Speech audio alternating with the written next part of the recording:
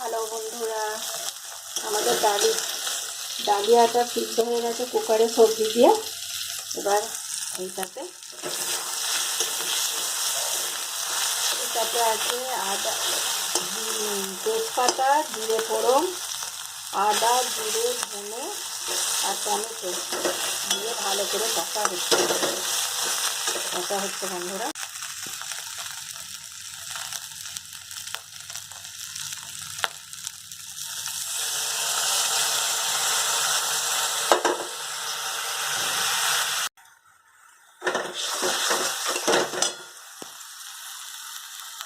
এবার সব মশলাও দিয়ে এবার হলুদ গুঁড়ো,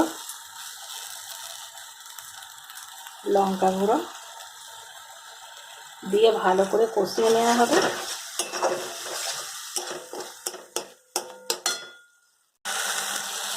মশলা কষানো হয়ে গেছে, ডালিয়াটা দিয়ে দেওয়া হলো।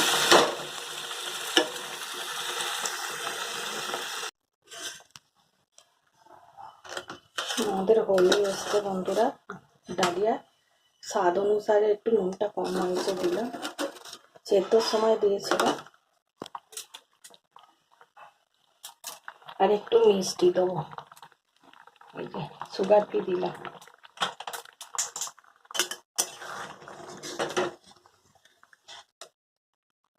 আমাদের হয়ে গেছে ডালিয়া।